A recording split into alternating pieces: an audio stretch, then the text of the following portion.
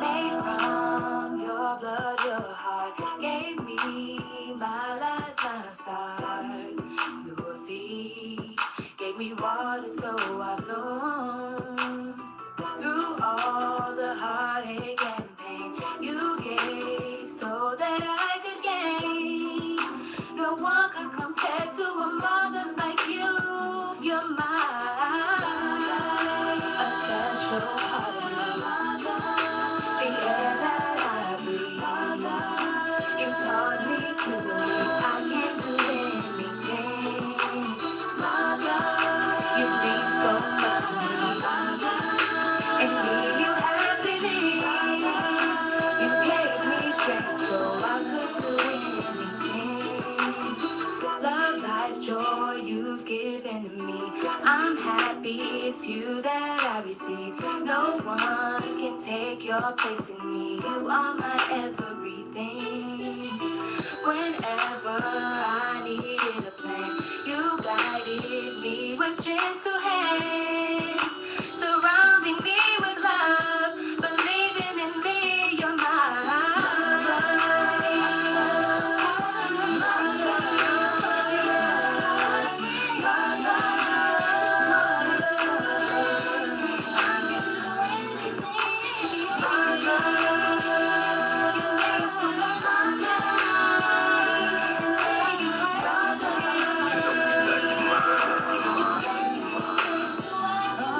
I love you to death, and that was way before I was born. A young fella, you was my umbrella when caught in the storm. And even though I lived a crazy life, you raised me right. Ain't never been this shady type, cause you gave me life. The only one that truly knew me. I rose from out your womb. Whenever people see thorns, knew a rose was about to bloom. Gave me a little bit of your soul, raised me from baby little kid to a mole, made me individual whole.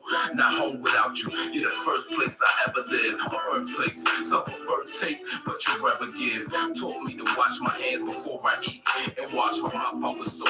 I paid for cursing just cause talk was cheap. The cause of grief from clashes with the law. You saw police. It hurt me, but it hurt you even more to talk to me behind the walls, knowing you tried to save me. That's why the only way to pay you back, do something with this life you gave me.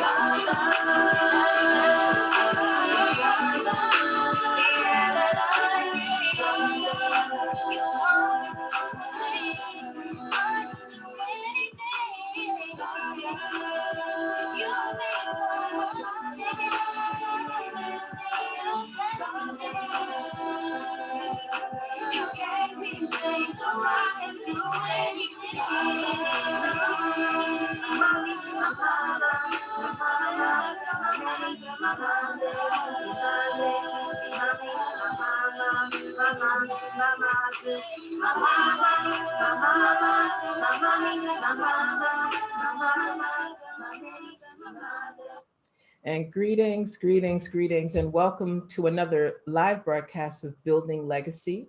I'm Snt.Dr. Chenzira. We'll stop at that name for now. And I'm joined by, we'll stop there. It's a long process, right? And you can see it on the screen. And I am joined by my illustrious, regal, powerful, revolutionary, spiritual, awesome. Okay, I have a lot of terms. African Queen Mother Warriors, Sister Dr. Sandra, and African Queen Mother Warrior, Isis Amlak.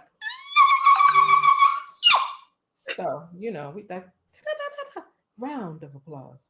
So we're going to be joined a little later by one of our esteemed scholars, activists, in addition to being an international lawyer for the people of Haiti, Ezili Dantò. And we're looking forward to having that conversation. We really appreciate everyone that has been able to tune in here on Facebook, as well as those that are coming into our Zoom suite. And I know the illustrious Sister Dr. Sandra would like to make some reflections as we open. Oh, give thanks. This is a privilege and a pleasure to be able to once again join with all of these names we want to call ourselves. We should do it. You know, you gave us a 6 for a 9, Dr. Chenzira. We should know about your fullness. For if we don't celebrate ourselves, who will? It is a pleasure to be here again. And let's work on building legacy. Right. Let's do that. Give thanks. Giving thanks. You know, there's so much that we would like to be able to open up. We know that there's a lot happening during this international, for some they're saying International Women's Month, some say National Women's History Month, but the idea that March is designated for all things around women, while we know that the time of the divine feminine for some, goddess to others, to others, and just queens, empresses, all of that, we know that this is just the era. So it's actually going to last an entire age. That's all 2,520. Right. We'll kind of go in that area for a while as we are moving into this dawning that people call of the Aquarian age, and we forget what comes with that because it's a lot of water bearing, a lot of power, a lot of strength. This is also a time where the International Decade for People of African Descent, through the United Nations designation, we're in the 7th year. Some persons don't even know that we're even in a decade of the International People of African Descent, with the theme and the purpose of this decade: recognition, justice, and development for people of African descent, which is a very wide order, a very wide experience, a very serious requirement for us to be engaged in. So, African Queen Mother Warriors that are here, and we also pull in our sister queens that are part of this network as well.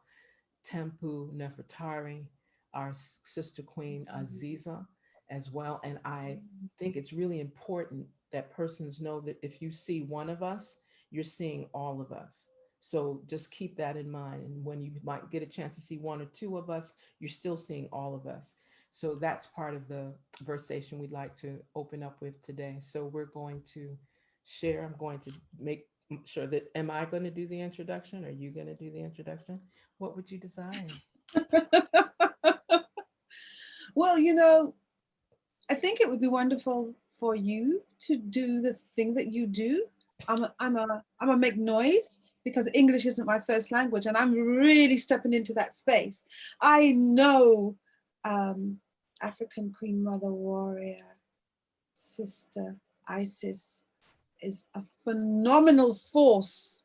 So you're going to hopefully share the detail of a bio, but in the meantime, I just want to speak about her phenomenal force because I am aware of her works on the ground. She is a traveler, a world traveler, a warrior activist without apology, working beyond the boundaries of nation. So apart from being the phenomenal force I know her to be, because I've seen her works, I've seen her boots too. I mean, like, this is a, guerrilla warfare. Listen, some people claim to be activists, and I ain't trying to put anybody down, but they just sitting behind their pen and paper. Some people on the front line. So we know she's a front line. We know right. Front line, back, middle, top, bottom, and center.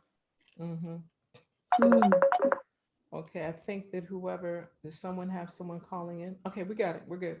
So now I get the honor and privilege of sharing the more formal bio for the purposes of our broadcast. Isis Amlak. Isis stands as an African Queen Mother Warrior first and foremost. She is an African born in Trinidad and Tobago. African Queen Mother Warrior Isis has resided in the North Kensington area for 28 years and has worked in her local community and voluntary sector, CVS, for 33 years in both paid and voluntary roles. She has provided advocacy, counseling, health services for minoritized and racialized communities, mental health services, police monitoring, race equality, social welfare legal support, and substance misuse services. African Queen Mother Warrior Isis has been active in local democracy and community organizing for most of that time, having held both in-paid and voluntary roles. She also has a strong track record in capacity building, community development, cultural brokerage, equalities, leadership, project and production management, and training. She is chair of the Edge Fund and served on a number of other boards. African Queen Mother Warrior Isis lives a few minutes from the site of the Grenfell Tower. She was on the ground supporting her local community from 9:30 a.m. on the 14th of June. She has close links with many of the minoritized and racialized communities who were disproportionately impacted, i.e., Eritreans, Ethiopians, Moroccans, Somali, and Sudanese. African Queen Mother Warrior Isis remains committed to the continued fight for justice for the victims, survivors, their families, friends, and community, and evacuees of the surrounding estate. African Queen Mother Warrior Isis, a Pan Africanist. I want to say that one more time though. African Queen Mother Warrior Isis, a Pan Africanist. Ah! And Okay. a seasoned activist and campaigner, passionate about racial and social justice, dating back to her days as an anti apartheid, non-stop picketer in the late 80s. She is engaged in the movement for reparatory justice for the enslavement of Africans, a member of the African Queen Mother Warriors, the international network of scholars and activists for African reparations. I love that acronym. INOSAAR. For me, it sounds like I know SAR. That's a very powerful Kemetic term. We'll come back to that. And the Caribbean Pan African Network, CPAN. As a poet, I want to say that one more time too. As a poet, mm, African Queen Mother Warrior Isis writes and performs under the name I Sis. Check that out. She describes herself as an eclectic African centric poet, drawing inspiration from her activism and engagement with Pan African politics and campaigning against structural injustice. Her poetry encapsulates her commitment to anti colonialist, racist, imperialist struggle, identity, culture, and language, alongside her personal experiences as a migrant African Caribbean woman in the world. And she quotes, I use my poetry as advocacy. I, sis, is a passionate about wordplay, the elasticity of language, playing with words. Language is the prize of the victor, the tool of the oppressor. African Queen Mother Warrior Isis has an MA in Black British writing. And with that, we welcome and introduce our beloved African Queen Mother Warrior Isis Amlak.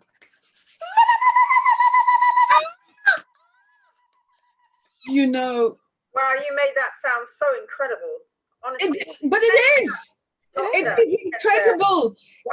It is incredible.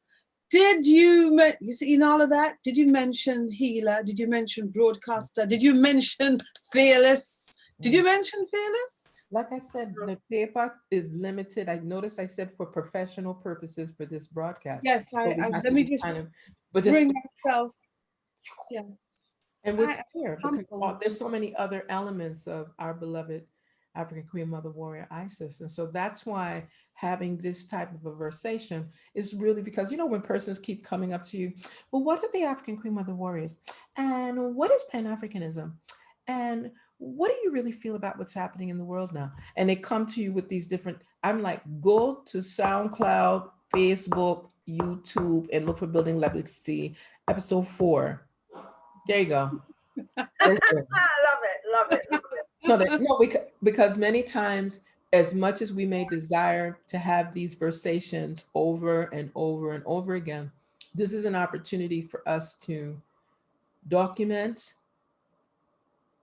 and therefore let the broadcast speak for itself so that persons can get that versation clear. And that way, when persons are speaking of what is, we know how the African Queen Mother warriors developed, and it has continued to be strengthened, even though we are in different continents and different parts of the world. And for that, we're very grateful. So I'd like to acquiesce and just open up sacred space so that you can share with us, African Queen Mother Warrior, Sis. You know, what going, which part you there? What you do to build legacy? What happened? What At the happened? moment, I am still in London, in the UK. Circumstances. However, one makes the most of what one is doing and opportunities, and I'm blessed to be healthy and strong and avoiding this pandemic and all the other things that go with it.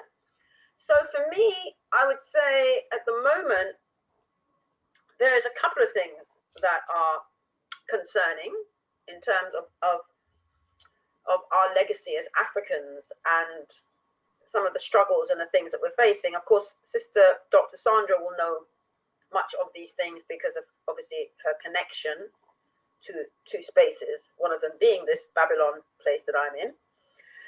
So one of the things that has happened recently is, this, I find it even hard to call them a government. You call them a junta. You know the way they like to label other countries and call them. I don't know how, because this is not any legitimate kind of something. Anyway, Like terrorists calling terrorists. You know, kind of bozo clown thing that they have here that's running this country. So the next thing they've announced now is that if you leave this country without, what's the word? Legitimate reason. Now we're going to have to interrogate this at some point. Yes, because who determines what's legitimate? £5,000 fine.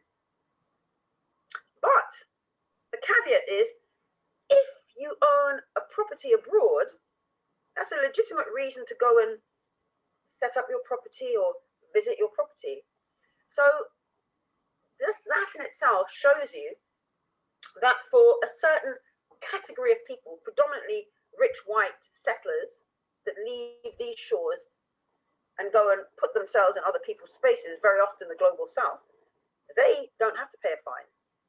Of course, if you're a multi-millionaire, £5,000 fine is nothing. So one has to wonder, this is the same country that tell people that look like us, go home. That tell people like African Queen Mother Warrior, Sister Dr. Sandra and I, and our offspring, who were born here in this country, go back home. This is not your country. So a country that is telling certain people to go home, get out, we don't want you here, is now saying, if you're a British citizen, because I don't know if it applies to non-citizens, you can't leave this country. The same country they're telling you to go out of. So that's one, the hypocrisy of this country. The second thing that came up is it emanated from the new policing crime bill that they're trying to introduce, which will essentially criminalize any form of dissent, any form of protest, and anything that causes a nuisance. Again, we have to look, coming back to what African Queen Mother Warrior Sister Doctor says about language. The hypocrisy and the violence of the English language is off the scale. Anything that causes a nuisance will be considered something that can be banned, can be legally stopped. People can be criminalized for it. So a nuisance could be us walking down the road looking like Africans, speaking in a particular way. Who knows? It could be drumming. We know the history of that. Anyway, so that's the crime bill. And it's been said that you will be more likely to serve a prison sentence. There's a higher potential prison sentence for pulling down a statue like Colson of a murderer, a rapist, a pedophile, a terrorist abuser than for raping a woman. So rape a woman, you get a less sentence than for removing the presence of evil in society. And then the third thing to emanate from that is that it meant there was a woman, a white woman by the name of Sarah Everard, and of course sending condolences to the woman and her family and her community, because she was murdered. A young white woman. Horrendous that these things happen, you know, violence against women. She was murdered by a white policeman, it transpires. So many women, predominantly white women, went out on a protest in a place called Clapham Common, which obviously those of us who know the UK know London. And in the process of these women protesting against the violence and the murder of a woman, male police officers went out and handled these women rough, dragged them up, roughed them up. It was all over TV. So we saw male police officers brutalizing and violating women, and white women, you know. So imagine if that was us. But in the context of that, we must also never move away from race, because last year, two women of African heritage were murdered. Now their bodies were left in a field somewhere, and they, you know, the police didn't even look for them properly when they were reported, but eventually they were found. And you know what the Babylon did? They took photographs of these women's dead bodies. Selfies, not just photographs. Yeah. Selfies. Selfies with them, with these women's bodies, and put it up on. Anyway, that happened, and as bad as Sarah Everard's murder is, and it is a horrible murder, the context of taking selfies with two dead women's bodies, and these happen to be African women, no one came out to protest for that. The England wasn't up in arms about that. So when it was us, but now a white woman is being murdered, and quite rightly people have come out. So again, race plays into it. So those are the three things I will put into the conversations this evening. Can I just ask for clarity on something? Sure. I understand that these officers who took these selfies shared them with their colleagues. Yeah. So it was obviously some entertainment. On and they're still in office. Are they still in office? They still have their jobs? Yes, what I know, they've not been. I will check that. But whilst we're speaking, I'll double check just to make sure we got our facts right. But I believe you are correct, because we've obviously been keep an eye on what's going on with this, because it's such a horrific story. So I will double check that whilst we're speaking. But that is the context of tonight. So three things, and they all, you can see the connection. There's always something with race, racialization. There's always something about this fallacious notion of white supremacy coming into play. Mm-hmm. Colonialism, the old colonial rules and attitudes. It's always at play. I think it's important as well, as you prepare to share your reflection, Sister Dr. Sandra, to just let the listeners and viewers know that even the media is showing this, and this is as recent as March 22nd, this particular article, coming out of the National Piece on this ban on leaving the UK coming into full force, right? I want to, because when you said 5,000 pounds, we know what that means. Mm-hmm. That people are going to be incarcerated, because many people are not going to have the 5,000 pounds. But these regulations include 5,000 pound fines for anyone breaking travel restrictions. And the journalist was kind enough to just share very cogent pieces to support what you've just shared in terms of without a reasonable excuse, which is very subjective. And that this leaving the UK without a reasonable excuse will be banned under new COVID-19 restrictions coming into force next week, which means they're trying to do something even more engaging, mm-hmm. or more forceful. The new rule forms part of legislation mapping the next stage of England's exit from lockdown. That says another piece as well.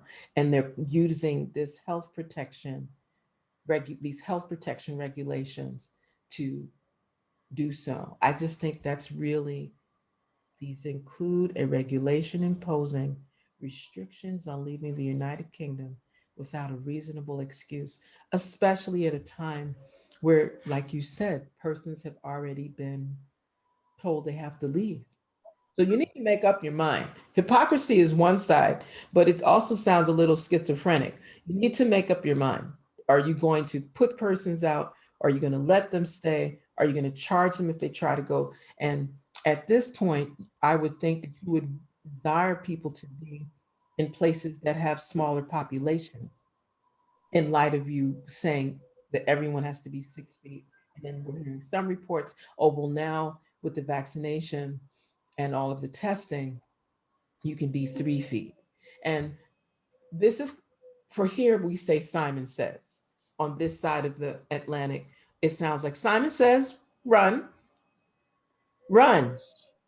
You can't run. Simon didn't say so. So it's like a puppeteering type piece or a yo-yo, whatever it is. It's like go and come back, go and come back, and it's really becoming unbearable because there's, and this is happening in many places. You know, we were hearing some reports yesterday from some of the young sisters and brothers that are speaking out in outside of the Pan-African Congress, as well as different African organizations in the continent, just regarding some of the very serious restrictions in select countries. You know, while Tanzania is more flexible or had been more flexible with the untimely death of President Magufuli, that, and now with the newly appointed lady president, Hassan, it's going to take some time to see how that's going to manifest in places like Tanzania, where it's very strict, for example, in places like Kenya or Rwanda, as well as places, you know, Ethiopia. Ghana is changing their policies. So it's really important, as I hear what you're saying going on in England, that that seems to be like the caveat for how other countries are operating, and whether they're having very stringent regulations or whether or not they're going to, who knows, maybe everyone will get a vitamin C shot. Well, you see, the other thing to add to that, of course, is that places like England and America put pressure. They use economic power, you know, like structural adjustment, the same kind of concept, against the former colonized countries, the so-called, you know, the Commonwealth. It's not the Commonwealth, it's the common theft, as Brother Glenroy says, in order to enforce their policies. And the other thing is, for people like us who are Africans and whose ancestors and whose relatives are in other parts of the world, we may have to leave these shores. For white English people, their families are here predominantly. What about for us? Is it reasonable cause to leave? Or again, are we going to be targeted? And just to add one point of information, the two officers apparently were arrested, but I don't know if anything has come of it. This is from last year, June. They said they were going to be arrested. Okay. Thank you for sharing. And so I would ask you, Sister Dr. Sandra, in light of how our conversations have, in this particular broadcast, always linked to how do we strengthen the framework, make our conversation around building legacy, developing some actionable deliverables, having some perspectives, of course, of, you know, of the Caribbean, Africa, Europe, the world, and how to, with these things that are going on, what are some suggestions, recommendations of how we can continue to build and move forward so that we can help some of our brothers and sisters to be able to navigate through this time. I give thanks. This conversation is very, it's triggering. I recognize it to be triggering me. So as we listen to news from our most eminent and experienced African Queen Mother Warrior, Sister Isis, as we receive news of what is taking place, some of the things that come up for me are, how long, as the Right Honorable Marcus Mosiah Garvey and Robert Nesta Marley and many people who've gone before have said, how long will they steal our profits while we stand aside and look? My interpretation of that is, how long will it take for us to really accept that these people don't like us? Plain and simple. We can use some long, convoluted words. I don't have the benefit of long, convoluted words, not because I don't have access to them, but because as an African woman, this strikes at the heart of my very being. This behavior, this treatment of African people strikes at my very core, because this is my family and this is me that we are speaking about. These are my children. That the notion of reasonableness is even applied is an indication of real injustice, because the definition of reasonableness is not reasonableness as described by us. It is reasonableness as described by the Eurocentric mind. It has no account or value on family, on the axiology that speaks to us. Our primary principle is spirit. Our primary frame of reference is about justice, reciprocity, balance. It's about family. It's about spirit having a human experience. None of the reasonableness that's being applied takes into account anything of that nature. It speaks to what would a white middle-class male consider under circumstances such as this. So the question that's being asked by our queen, which is, what happens to those of us whose families are in different places? Is there any consideration for the fact that we need to go to our family, or we need to address things that impact on us as African people differently?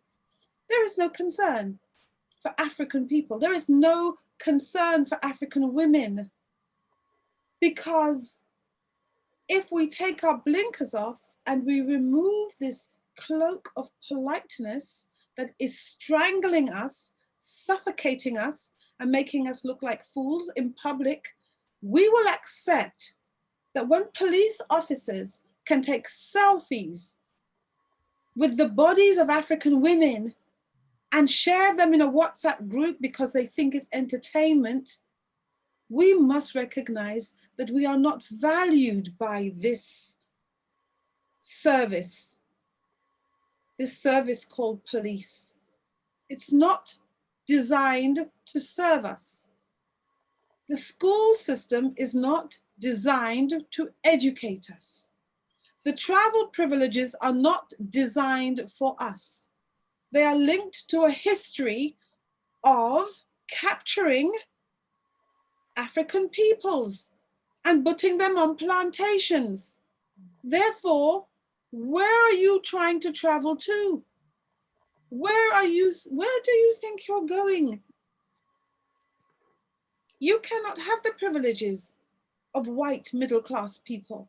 And if you speak out against it, then the victim blaming starts to happen. The pathologizing starts to happen. You have a chip on your shoulder. Why are you not satisfied that you can't go anywhere? Why are you not satisfied that you are unjustly arrested and penalized? We recently heard of a situation where a 21-year-old, I believe, young woman of African origin, maybe Sister Isis, you know something about this, I do not remember her name right now, 4 foot something, I believe, attacked by 4 white people, I believe, in self-defense was arrested and has recently been sentenced to 5 years or something in prison. A young woman being attacked and defending herself has been sentenced to 5 years or so, 4 years plus in prison. Now, the law is applied differently, privileges are applied differently, and in the same regard, the travel restrictions will be applied differently. How many of us know about what is called Windrush, where you are invited to the United Kingdom to support the United Kingdom, to build the United Kingdom after the war? And when you have served your useful purpose, you are then considered to be illegal immigrants and deported. Some of us have died because of the stress. How long will it take us to recognize these people do not like us? The sooner we accept these people do not like us, the sooner we can have a reasonable relationship with these people. Because if you let me know that you don't like me, then I know how to operate. But if I foolishly believe that you like me, I let my guard down. And what happens? I can't travel. I can't expect justice. My sons cannot go out safely. So on and so forth. These people, I may not have said this clearly enough, do not like us. And that is how we restore truth, justice, order, reciprocity, balance, divine righteousness, and harmony in 4 letters, Ma'at. I'm very grateful that you were able to share that truth.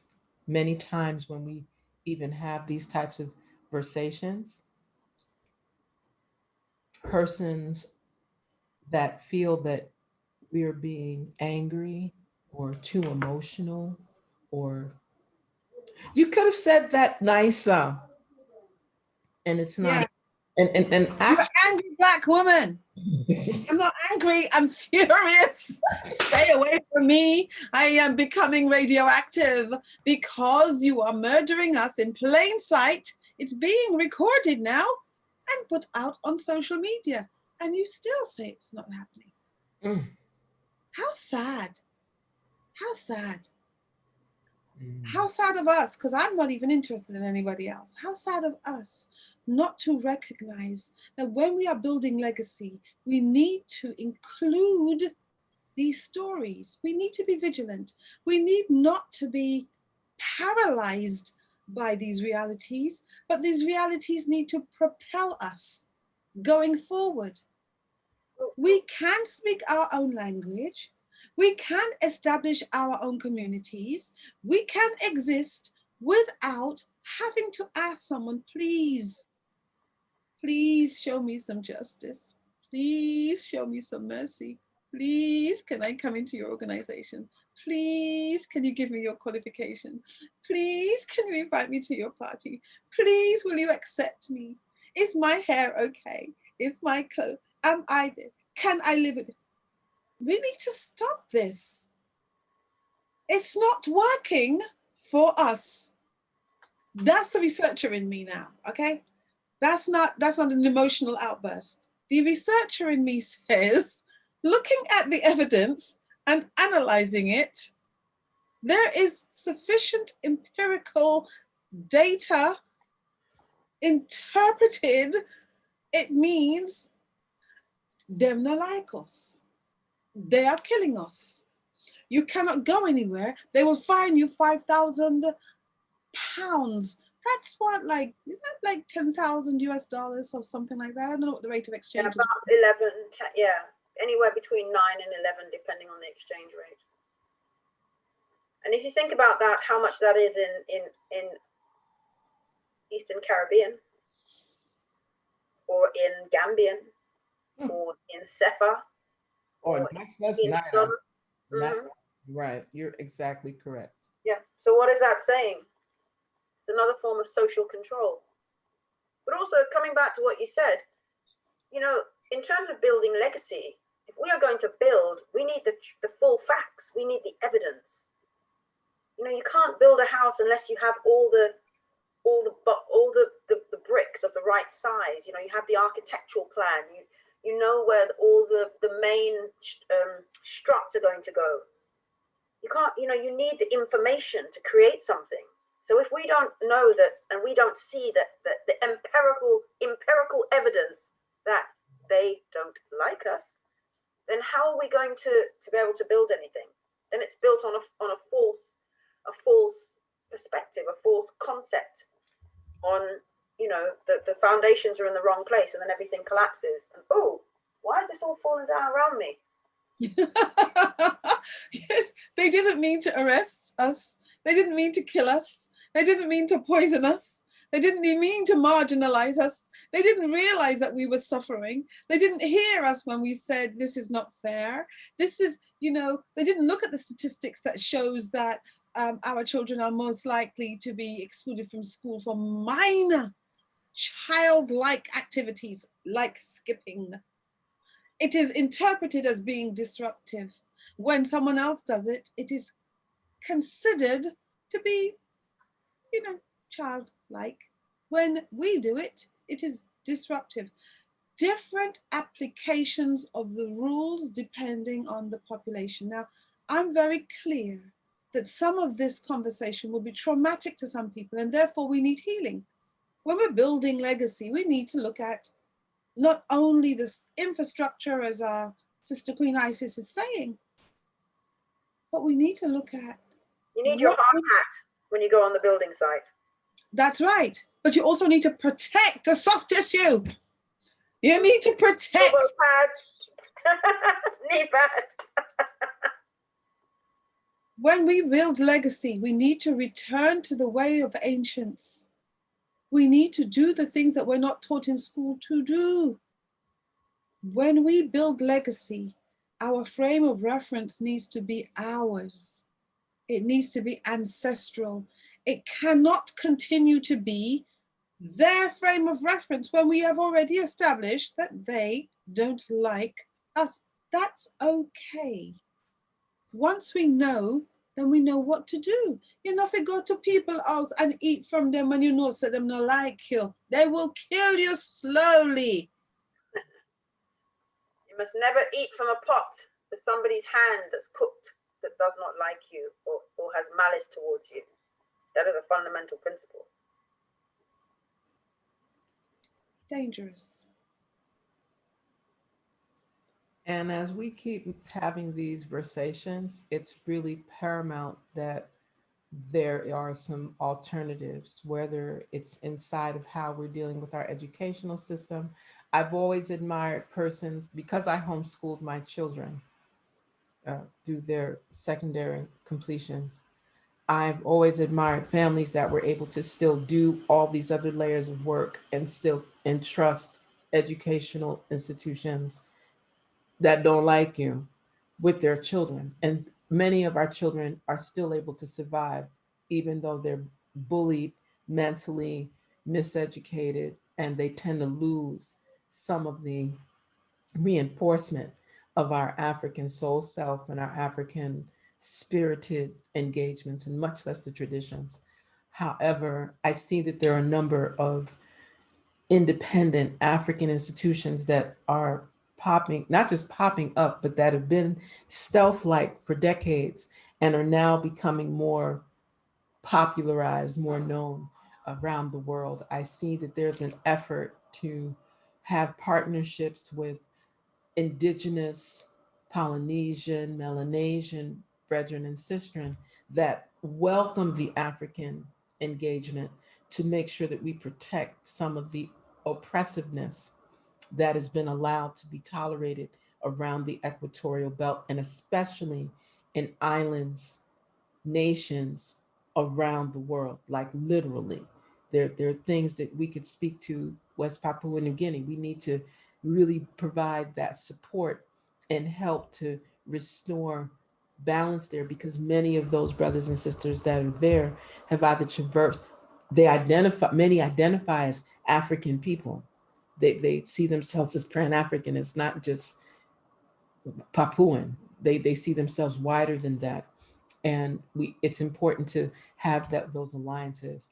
It's also amazing. You all made some comments regarding what has been happening with our women. That piece on the bodies and the selfies really hit my chest. I was getting ready to suck my teeth, and I realized we're broadcasting, so I'm not going to strip on air. I just thought it was amazing. I'll do it for you. I'll do it for you. I'm completely free. As free, Massa, as free. That's a contradiction in itself. How are you going to be my master if I was free? You know? Ditto. And I realized that when we have these versations, this is the part that persons aren't very comfortable with, because, you know, we look at what's happening in these international bodies. With all of this that's going on, one of the questions I keep asking, what is the African Union doing? What are the African organizations doing? Mm-hmm. And why does it seem like the sisters have to come, suck teeth, get up in your face, stop the cost in order for things to happen? It's like when our parents, and I'm going to use my mother as an example. I'm grateful that at 98, she's not seeing this right now, so I can get away with what I'm about to say. But she had no problem. She had no problem. We could be in a service praying to the Creator. And if any of us came out of line, it started with a look, and it was a direct look. And we knew the look, and the rest of the congregation just would.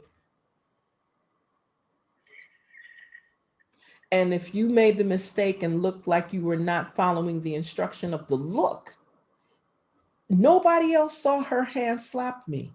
Nobody. I felt it though, like a Jack Spanish thing. And she did it in such a very professional approach. So whatever she did, blah, blah, blah, blah,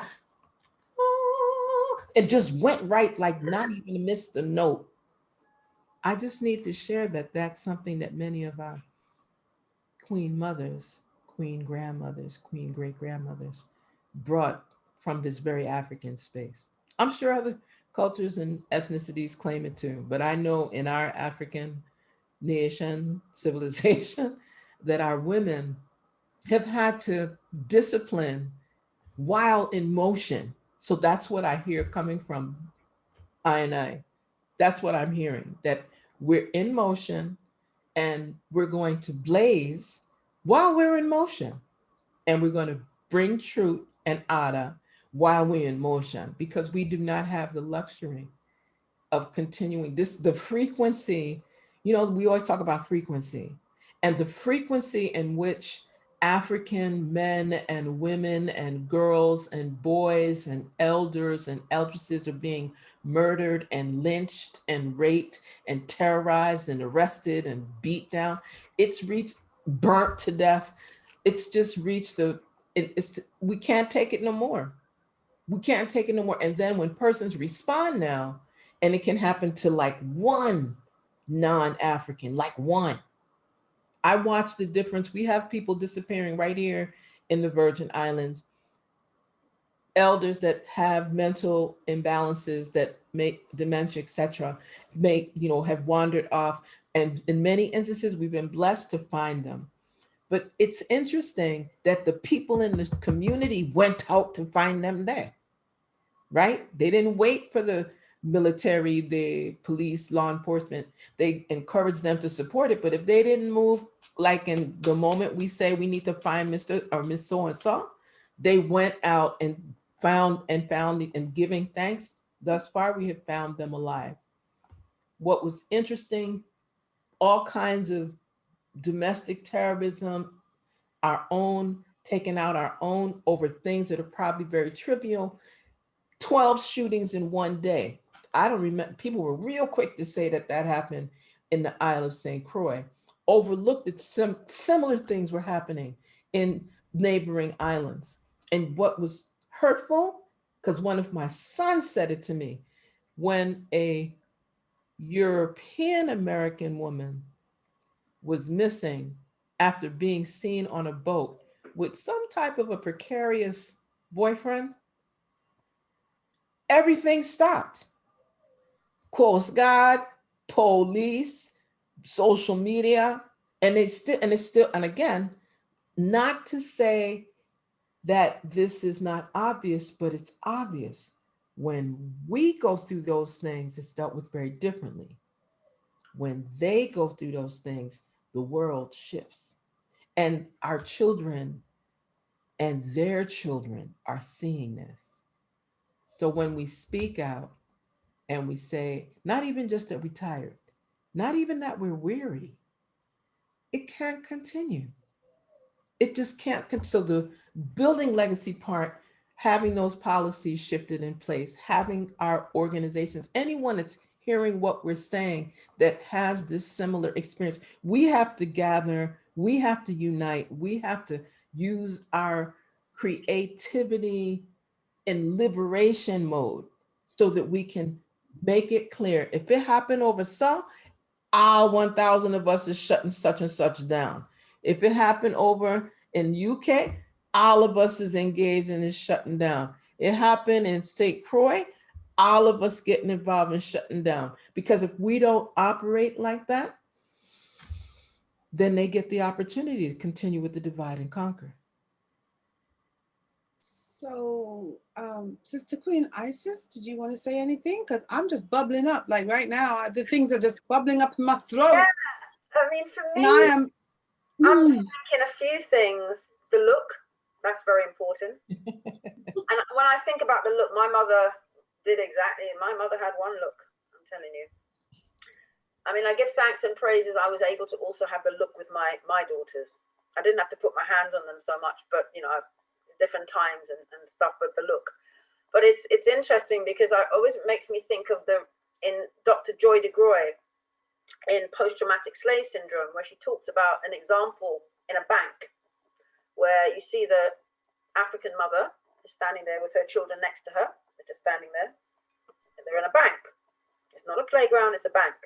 Then you look over, and then there's the white children, little Jimmy and whatever, I don't know, Brittany or whatever, running up and down in the bank, jumping over here, touching this, and you know, oh, sit down, darling. Oh, please sit down. And they're just running up and down. And she traces that back to some of the history of the protection, again, coming back to this whole thing about the value of our bodies, of African bodies, and the danger that we are constantly in from the violence and the racism. So we protect our children. We teach them to behave in a certain way because the risk, you know, an African child running around could, the next thing, the police are shooting them down. We've seen them shoot our children down. Tamir Rice, I can't think of any other names, but we know the names are there. Our children can't play in the park with a toy gun, a water pistol or whatever. They'll be shot down. So there's a lot of that in there.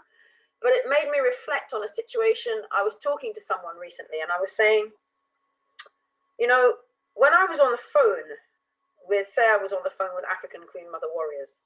I mean, at the time I didn't know you, back when my daughters were young. Well, I was on the phone with, if one of them came to interrupt, to speak to me, I would say, I'm on the phone. Is this important?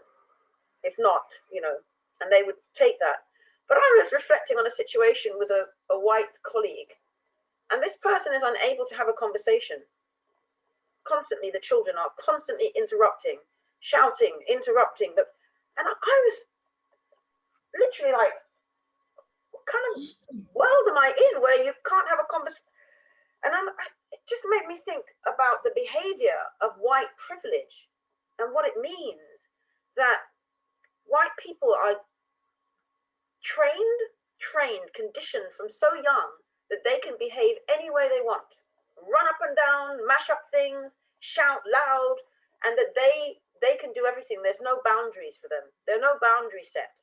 And I find that really, really problematic. Because, I mean, I believe that our children should be free, but there's a time and a place, you know? like you said, the look. There's certain places and spaces where you just have to have just some dignity in the way you carry yourself. This is a cultural thing. Definitely, to me, this is a cultural thing. We speak of the look. I'm aware that increasingly other people they're very good at listening to what we say, and then they will say something similar.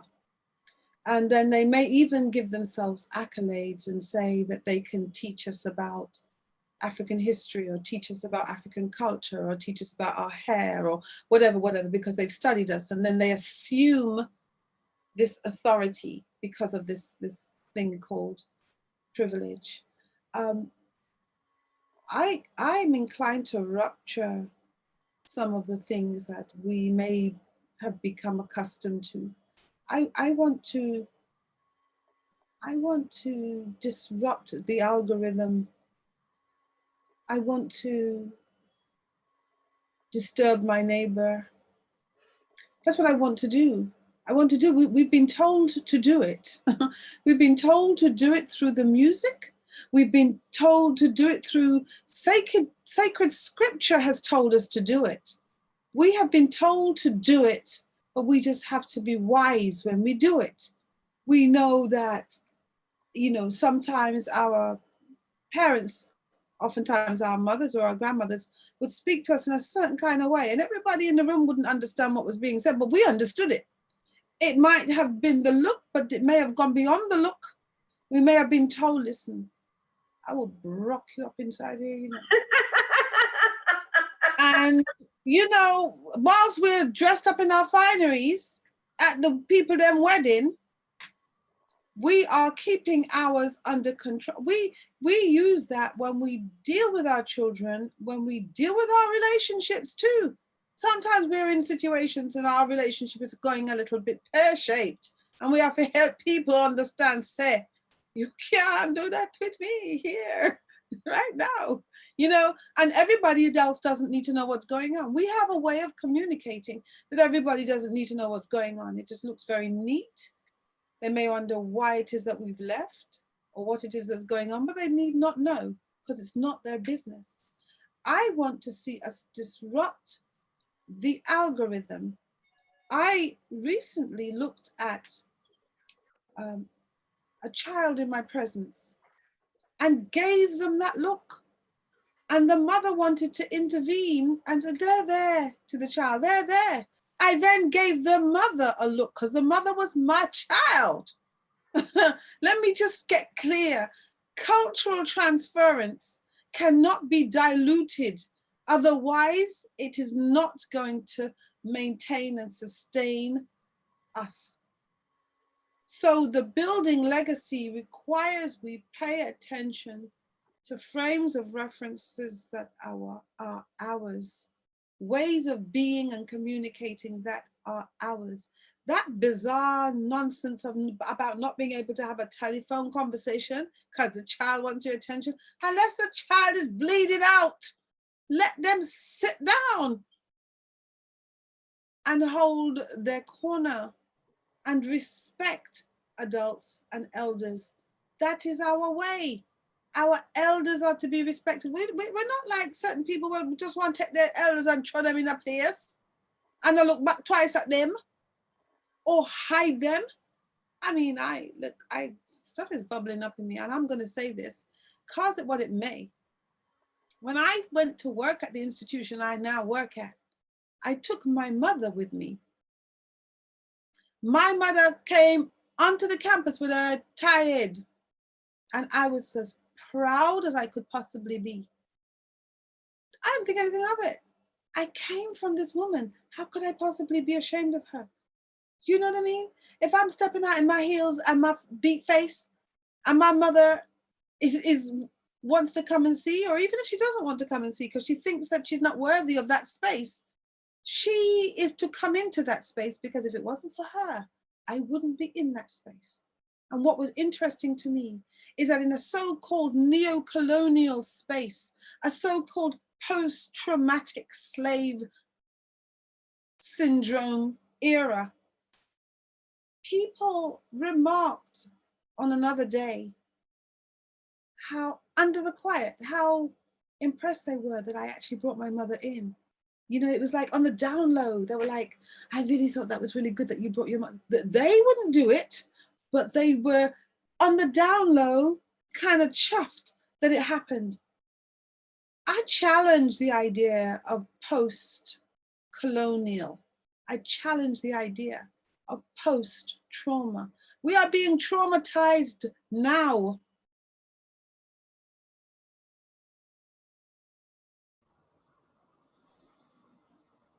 I will mute my mic.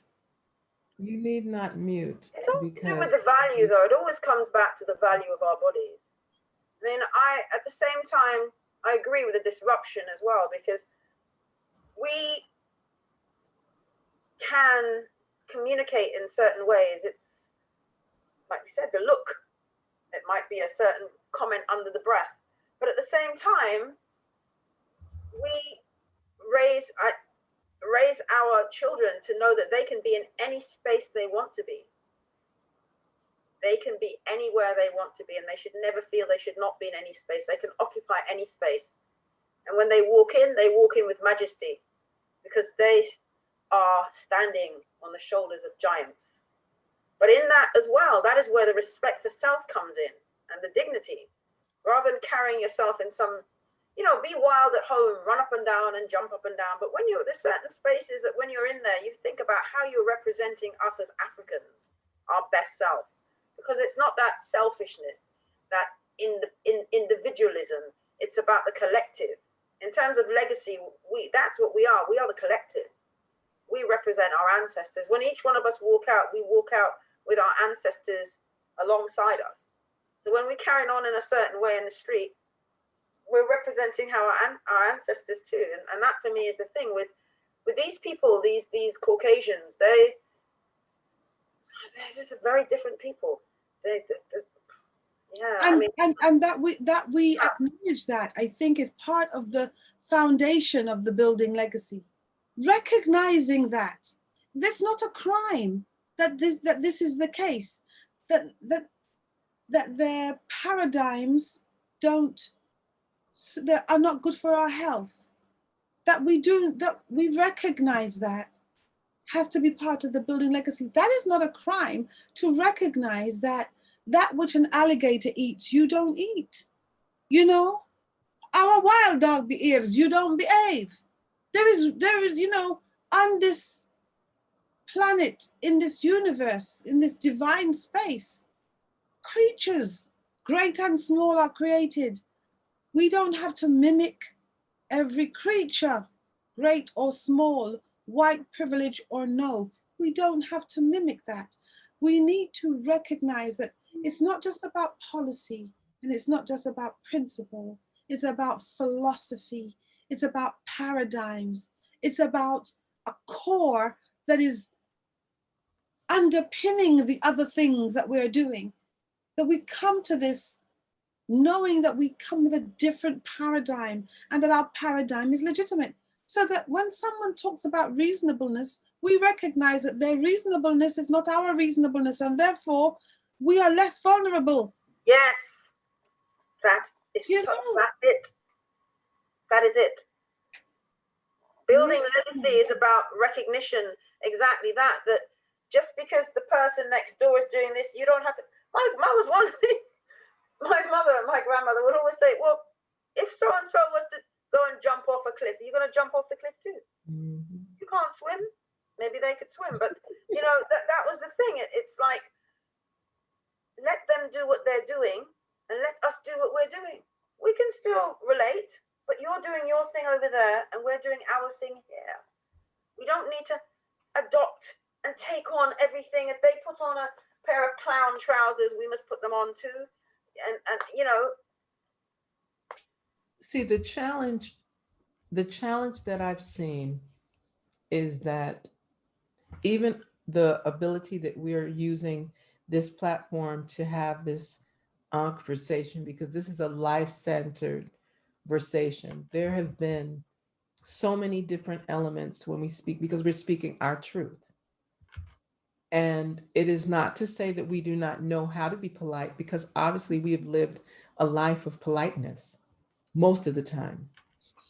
The Wretched of the Earth really gives a really good framing, or even Black Skins, White Masks. I think it's really interesting that we look at Fanon's framing, for, again, from a psychological point of view and very intellectual and so forth and so on, and then to look and compare with the work of Dr. Marimba Ani in the Urugu, and really studying how this is a mindset. This, when they speak of the pale fox, they're speaking of a mindset.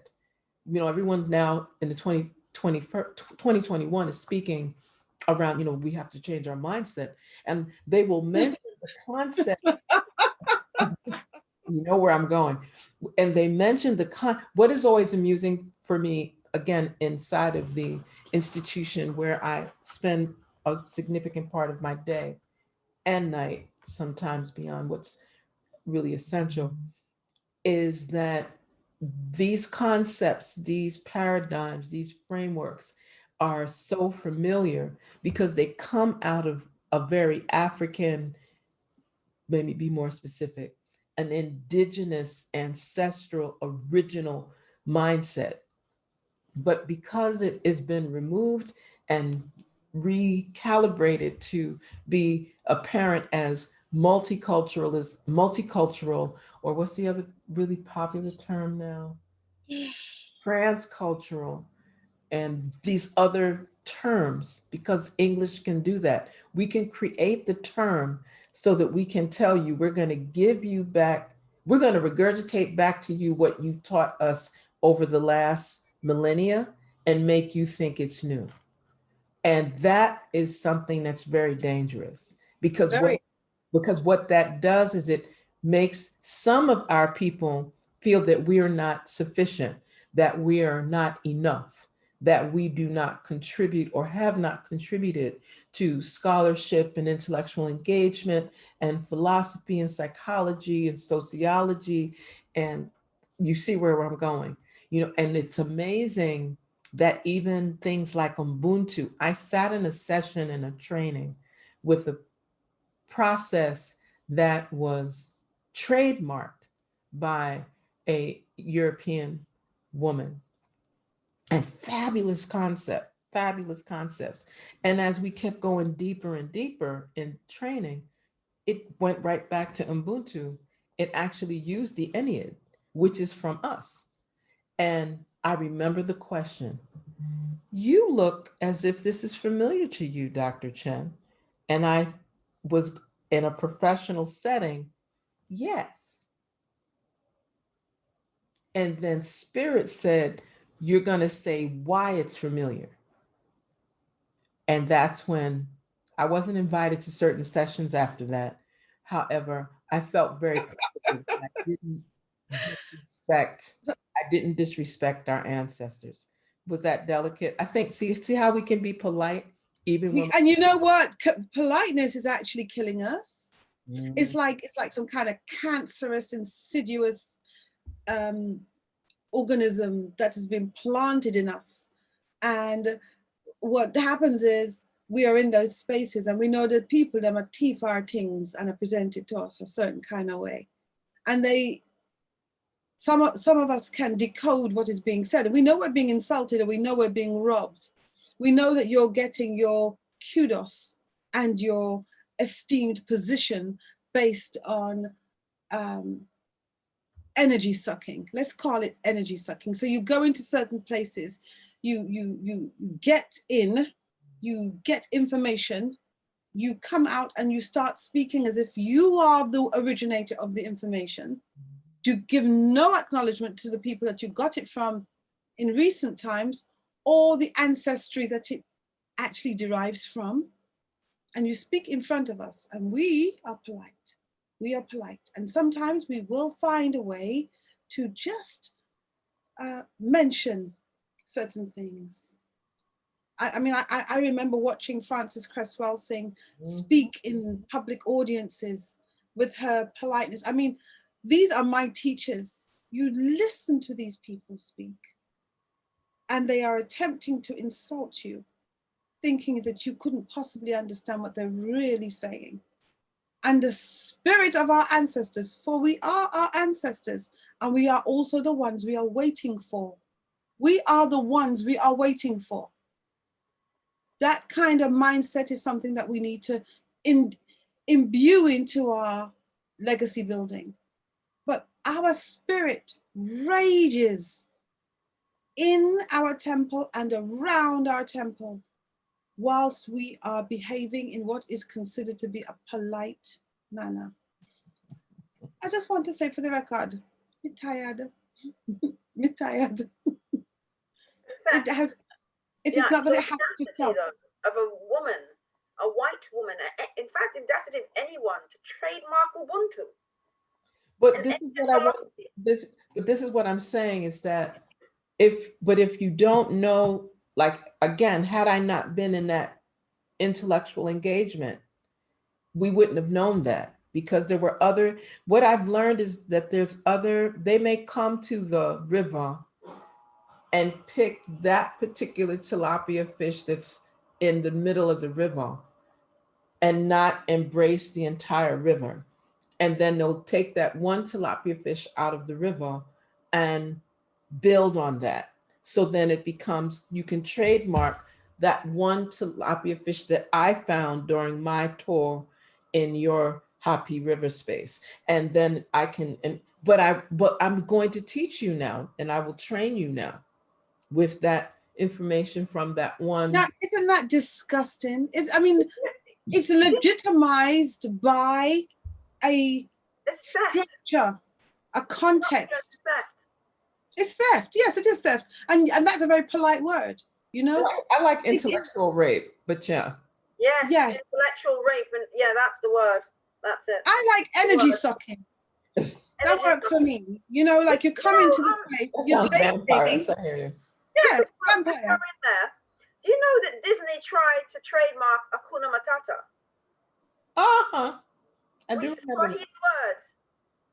I mean, in the Lion King song, they just found these Swahili words, meaning it means like no words. I'm trying to think of the song. It means you'll no worries.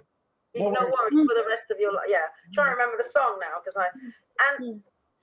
there's a Swahili pair of words, and a European company tried to trademark. But why are we surprised? In all honesty, we're not surprised. I know for me, I'm not surprised. I just am observing. This is the behavior. Yeah. This is the behavior. Yes, and in fact, a sister of mine who sadly passed away a few years ago, it'll be 3 years this year. We were part of a sister circle, and she wanted to write about the intellectual rape of the African woman. That was her thing, particularly and she was talking about how, you know, in jobs, in your role on the plantation, you know, as an African woman, you would produce something, and then a senior person would take it. The next thing you know, this person would be presenting it as though it was their work, and that happened all the time. You know, this is very familiar. This is a very familiar thing to me. I'm sure it's a very familiar thing to many of us.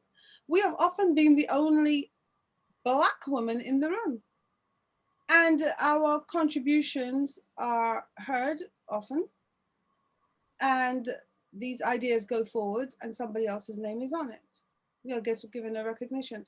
What's even more sad, I think, is what I see in these so-called post-colonial spaces. And I know what I'm talking about. And actually I have the evidence because I'm a researcher. I'm not silly. That some of us have adopted that behavior. So we look like Africans, but we are behaving like those people. The environments are very toxic. Our behaviors are mimicked to the extent that we may, if challenged in any way, deteriorate into tears. So we start to cry because we've seen it done by European white women. You say anything to them and they start to cry. When they start to cry, everybody leaps to their defense because you must be attacking them, otherwise they wouldn't be crying. You know, you start to look like you need help, and the help comes. And you are the guilty party. You are the guilty party doing the wrong, exploiting, energy sucking, but adopting the behaviors of a people who have a history of rubbing and teething. Yeah. That's teething with a TWEFIN, maybe a G. I might add on a G. But no, you don't have to add the G. There's more effort. Just leave the I. So this behavior is not our way. We fundamentally, when we're building legacy, must know that we are custodians. We can't take anything with us. Yeah. When we transcend out of this mortal form, we can't take anything with us. The legacy we leave is our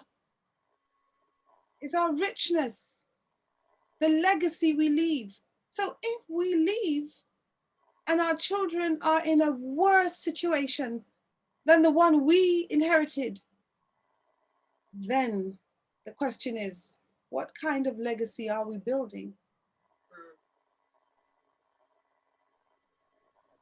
And this work continues because that's exactly what we're experiencing. That's what we're seeing in the fullness of our engagement. That's why the realities of what's happening to African people in Europe are similar to the realities of African people in India, the African people in the continent, the African people throughout the Americas, Canada, and I'm going to keep saying it, all around the globe.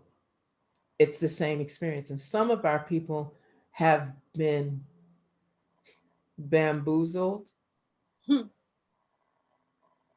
and trained and programmed, among other things, and poisoned to that truth of what is really happening. So they don't experience it. They don't see it as valid. They don't see it as what's really happening with them. I think it's an amazing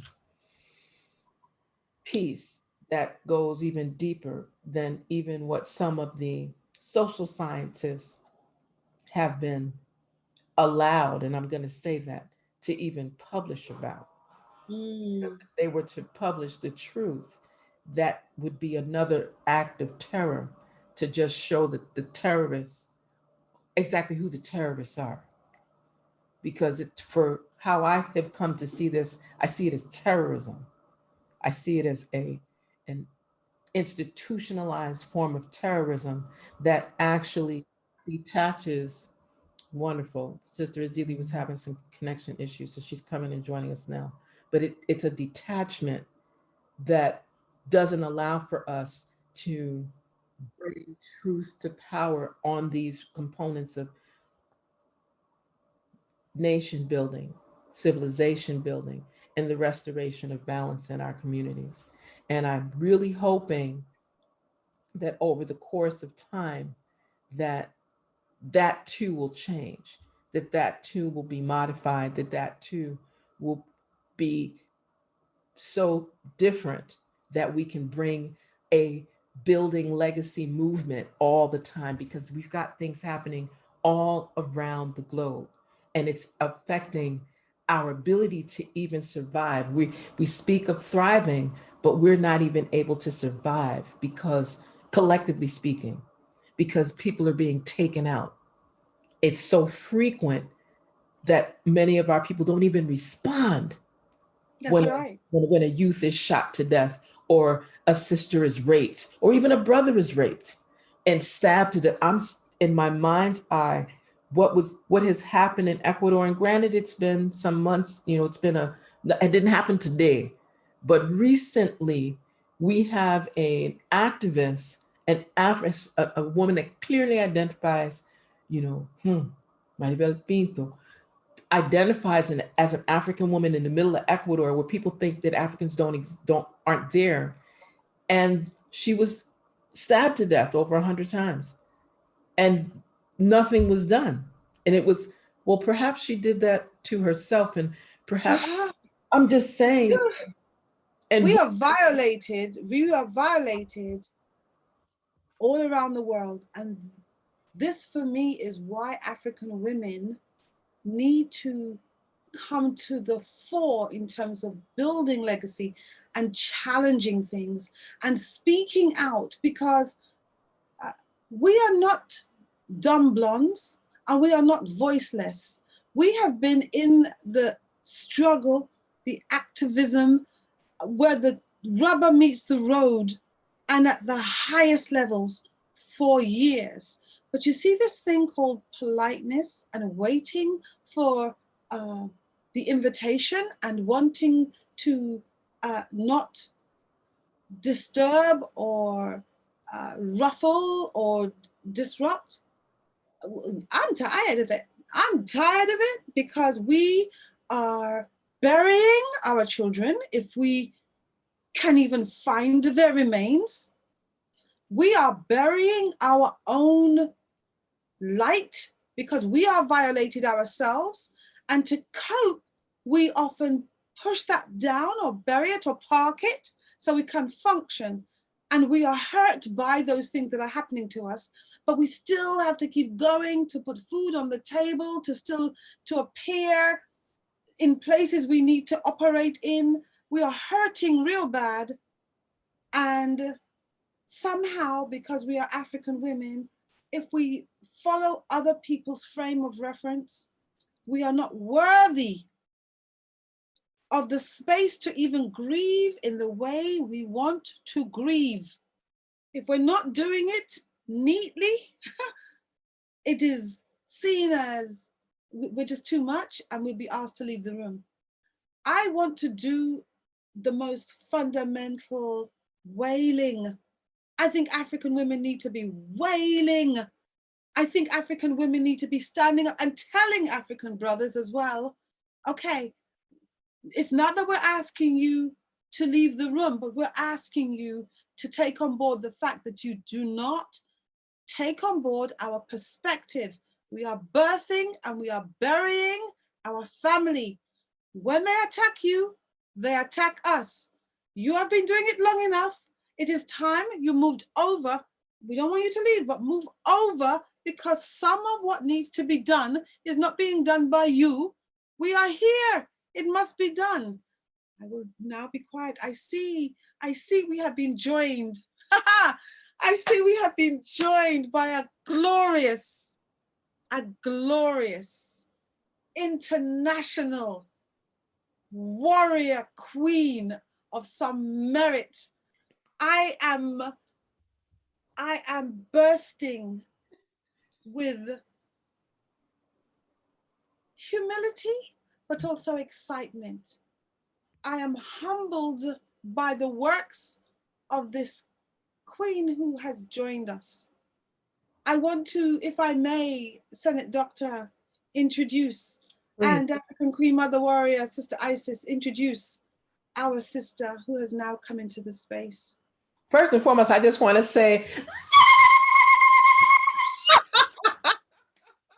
we have Ezili, Dantò. Okay, you can. Listen, black people don't have no behavior, you know. I love it. So let me do the formal introduction before my spirit just bursts and take control of my tongue entirely. So, our illustrious sister queen, Ezili Dantò. Am I saying it right? Ezili Dantò. Ezili. Sorry. Unmute, sis. No, otra vez. Okay. Ezili. Ezili. Ezili Dantò. Ezili Dantò. Ezili Dantò. Ezili Dantò. Please forgive me. No. Honor and respect. Yeah, Wonderful to be with all you wonderful women. I'm trying to reclaim I'm trying to reclaim my African tongue. Some people came and intervened in our history and interfered with my ability to use my tongue.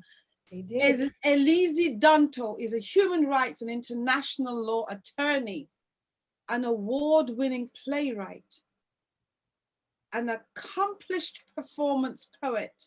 And you know, when I say accomplished performance poet, it is not just to say in the arts, because our performance poets, our cultural warriors, protect and preserve and ensure cultural transference. So accomplished performance poet and the Haiti cultural and justice advocate who created the viral #FreeHaiti movement and #FreeHaiti hashtag.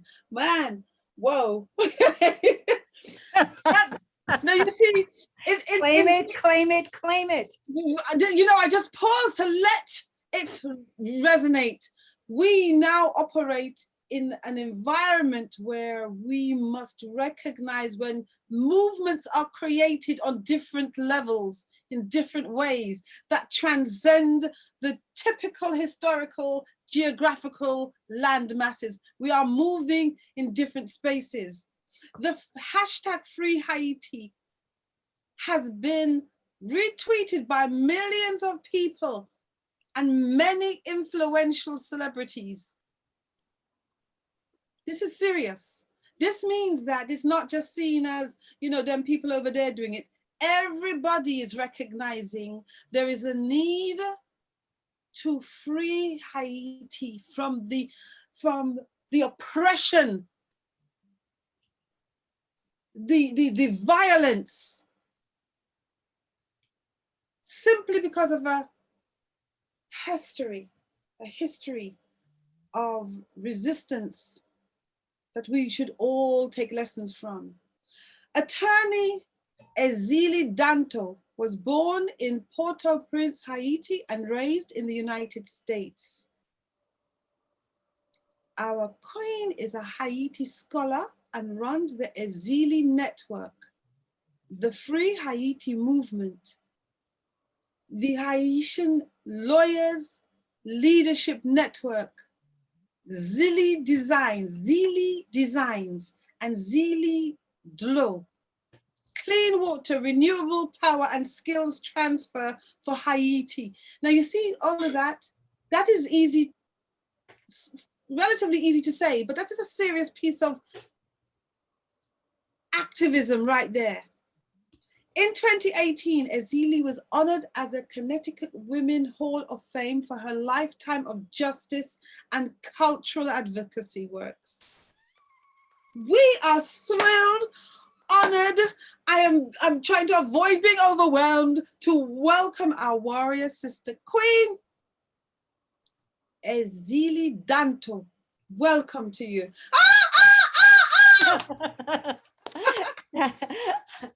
Honor and respect.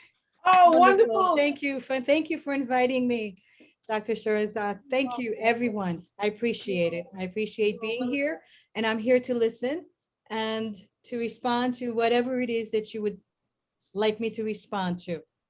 Essentially, because we know we were intending to, usually around this time, we try to close out, but we would like to really give some time since you've been able to come and join us.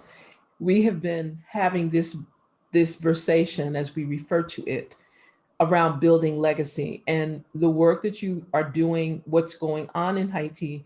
It's really important for us to just hear from you in that regard, so that we can let this voice, this sound, this power, your strength, your engagement. And of course, you know, we will what we are doing are putting the links that you provided us with, so persons can go to your network, they could see the work that's happening on the ground, they could see what's happening legally, etc. But just to hear your voice and what is the charge that you give to our listeners, our viewers, and anyone that comes into contact in this space. So we are very honored to have you join us and to just be in your presence equitably, because this is what we're doing. We're exchanging to build legacy. And before you come in, Sister Queen, just to say that we are speaking to a global audience, and our other guest African Queen Mother Warrior, Sister Isis, comes with the story of what's happening to Africans in London and in Europe. So listening to what's happening in another place is what we need to do globally, as Sr.Dr. was saying, to build legacy. So I sit back and look forward to hearing you again, because I've heard you before, and I know I will learn a lot. Thank you, thank you. Well, there's a quiet genocide going on in Haiti, and I thank you for inviting me again. And that genocide is covered up. And I really appreciated the last piece that I heard about the men. And I would really love to have that conversation. It's a conversation we women must have, because they're using our own sons to rape women all over Haiti right now. So let's look at what is going on. So in 1994 was the first time I went back to Haiti. So this is my personal story. And when I went back as a lawyer for the first democratically elected Haitian president. I was raised in America, became a lawyer in America. I'm barred in many states. And I was practicing in New York when Jean-Bertrand Aristide read something that I wrote and asked me to come to Washington. And I ended up creating for him the Haitian Lawyers Leadership Network, which is a group of Haitians, both in the diaspora and in Haiti, who were intended to bring about the rule of law. Well, it's now 27 years later. And the rule of law is constantly, to my surprise, back then, it was the United States that was leading the destruction of the rule of law in Haiti. And so it was the US ambassador that put my life at risk and said that the only thing that they wanted Haitian diaspora to do was to work for them in maintaining colonialism. And I said, I came to represent the ancestors, and I have been standing alone against the flow of imperialism in Haiti since then. In 2004, when Aristide was elected again and Bush Jr. took him out, I started the Free Haiti movement. It took 17 years for everyone today to be saying that word, Free Haiti. They used to ask me, what do we have to free Haiti from? You have a government, you have the UN, you have an election, you have all of this aid. Let me be really clear. What we have in Haiti is fake elections, fake aid, fake charity, and the US using the media to provide fake news. So all of that is covered up. And what you, the people out there who are not looking beyond the colonial narrative, what they see are the violent Haitians unable to take aid from the wonderful, benevolent US and white liberals. And they're always infighting. Free Haiti says that there is a bipartisan core group of Western ambassadors who are ruthlessly, relentlessly committed to stopping the Black people of Haiti, and we might as well say Africa and the global world, from reclaiming their culture, from having a one person, one vote voice, from using the assets of their country, the resources of the country, to elevate the living standards of the Black woman's children. So how do they do this? They use middlemen. They use Black collaborators, or what you might call the integrated Negroes. In Haiti right at the moment, there are death squads that were created by the United States. The United States right now, the face of the US federal, military, and imperial power is a white woman. Her name is Michelle Sisson. She has a heritage of being, I think her parents are from the Philippines. They do use these so-called people of color to disarm us because they supposedly are neutral from white supremacy and white fragility. But it is Michelle Sisson who leads the creation of these deaf squads. There's one right now, it's called G9, but you can go back to 1915 up to Duvalier. The United States Embassy is about coup d'etat, destruction, murder, and then covering it up and saying it's the Haitians. So right now, Free Haiti, the hashtag. Now remember, the hashtag is backed by my blood, the Haitian people's blood. We resist. We've been resisting since 1503, since the first African was kidnapped out of Africa and brought to the land of the Tainos, so-called. But it was the land of the Black Caracoles also. And we've been resisting Columbus's bringers of doom since then. So our culture is a culture of resistance. All of you know that Haiti, after 300 years, was the first space on this planet that we know of in this modern time that the Eurasians add up, that first brought liberty into application and the dignity of the Black woman and Black male's children so that they would not be property. But since that time, the European has been trying to bring back his serfdom, to bring back his plantation. And he wants to kill the whole bloodline. They used to call me radical. I guess now I'm trending. I don't know.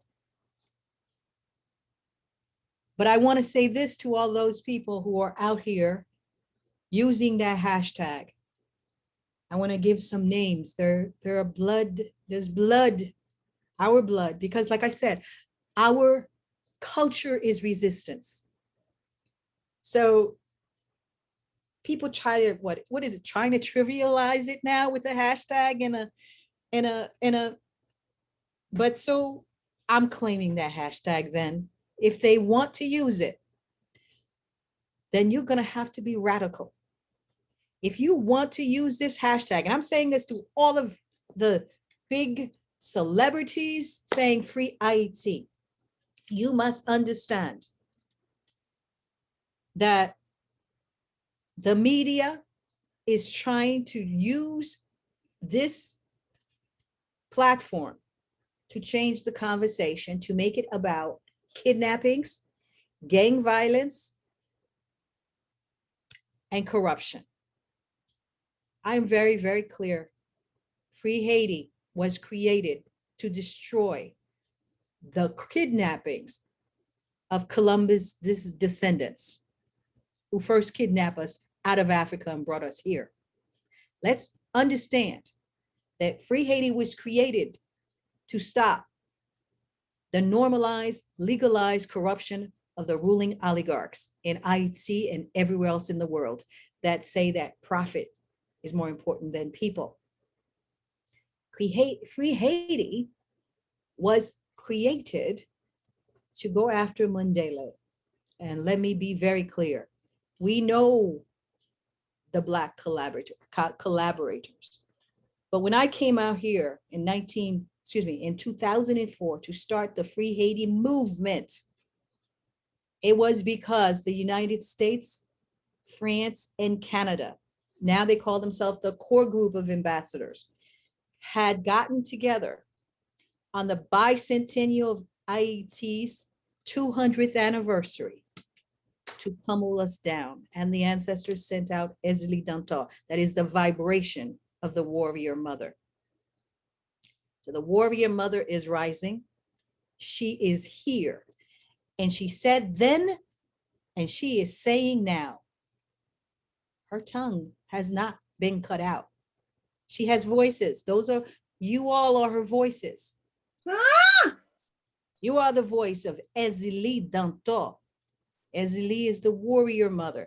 Ezili is the vibration that quickened after 300 years the people of Haiti to say no to enslavement, kidnappings, rape at the behest of Mandela. So our very, very first priority is to go after Mandela, not the Black collaborators.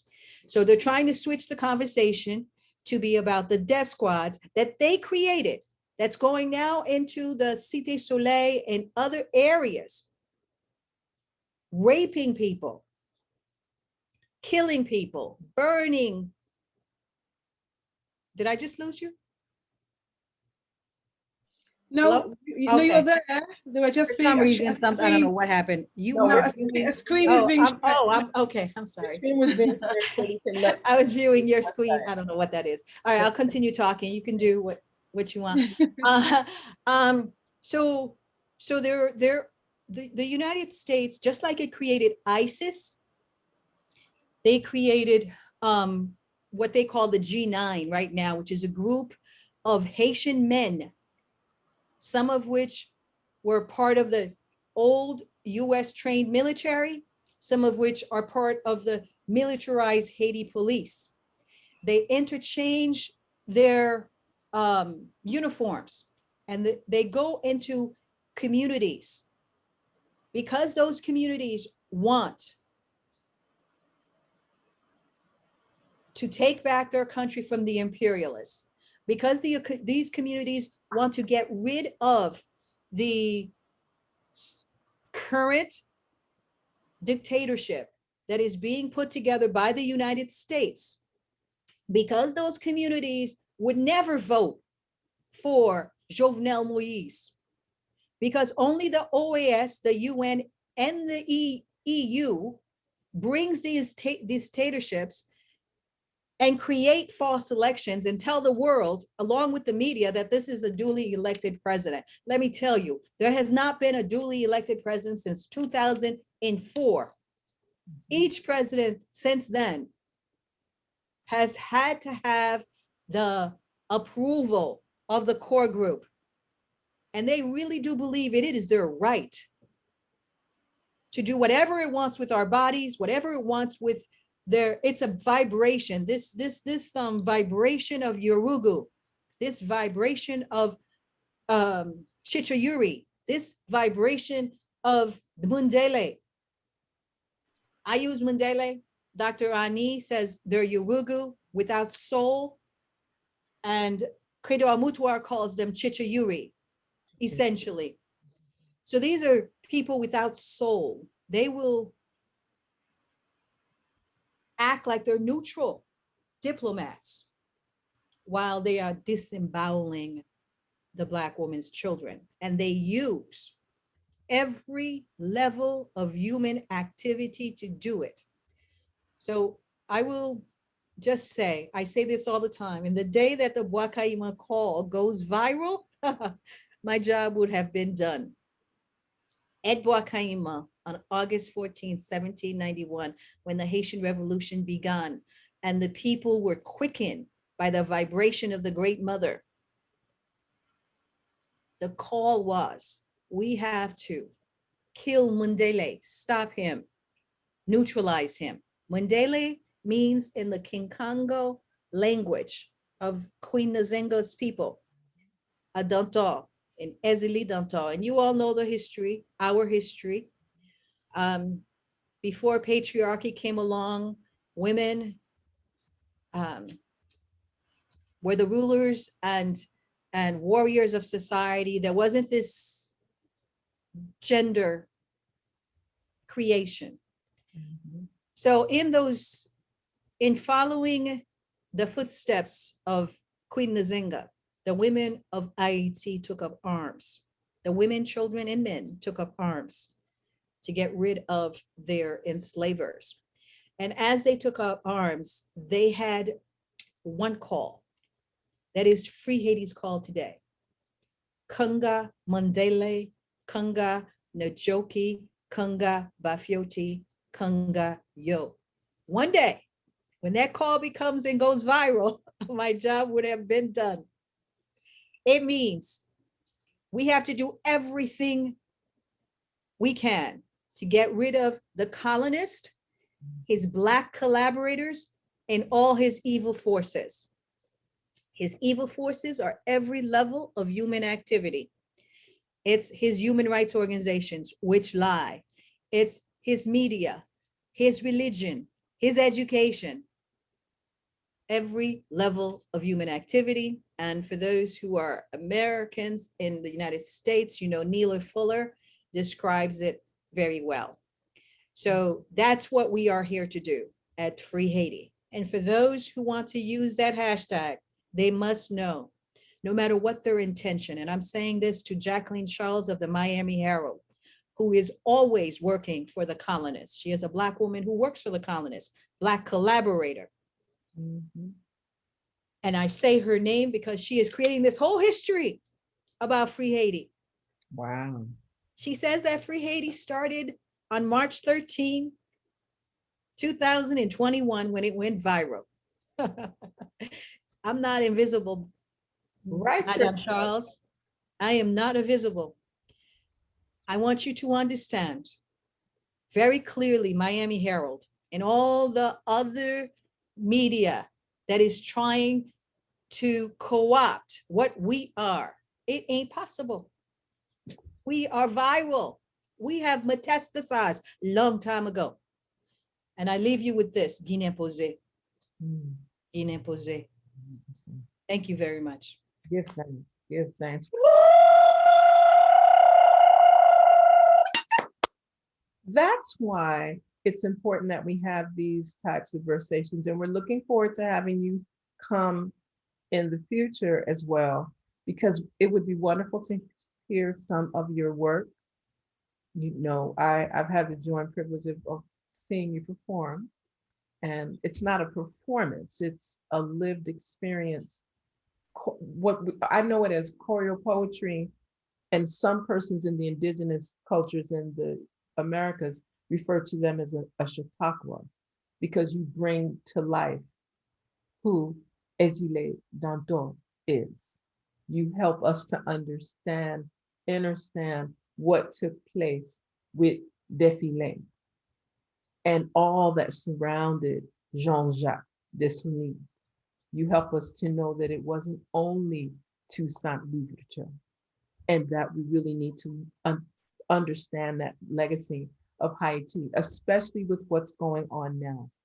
And as you shared with all of these collaborators and infiltrators and the various organizations that put billions through that space of Haiti without it benefiting the people of Haiti, and encouraging the dismantling of governance there intentionally, because I like how one of my sons referenced it. And he said this to me when he was about 6.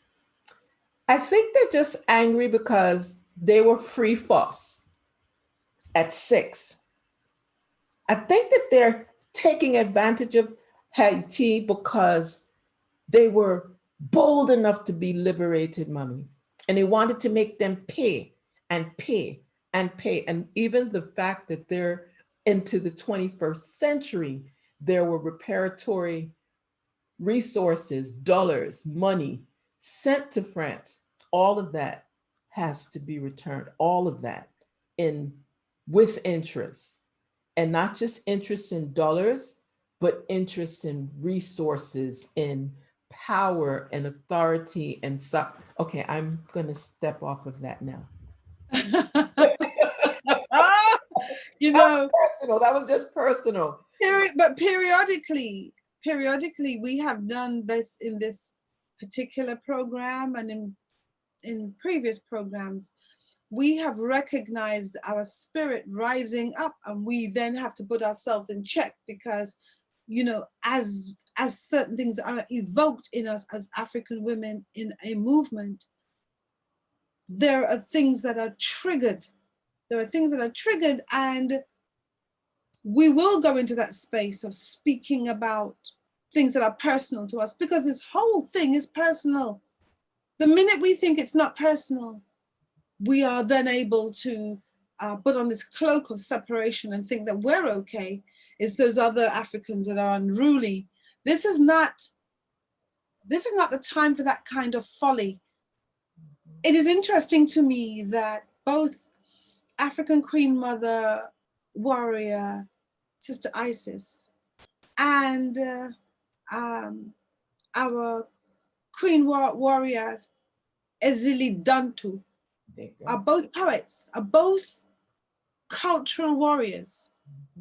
It's not a mistake that African women are coming forward in a particular kind of way, that we are not prepared to put up with this foolishness, that we can actually sit and say, I'm not invisible, I was here, I am here. Do your wickedness, do your worst. I will expose you. The worst thing you can do is what you think is the worst thing, but it's actually not the worst thing. If you were to take my earth experience away by interfering, it would still have been the work of the Most High, because I cannot go before I'm divinely expected to go. And so I am here doing the work while I am to do the work. I will disrupt the narrative, and we will expose Black collaborators because they exist. And it is confusing to many. If you just use your eye to see the person, your biological eye, you must use more than your biological eye to see what is happening.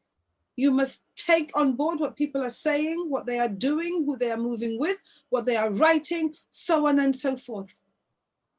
Because they are ones who move among us to destabilize us.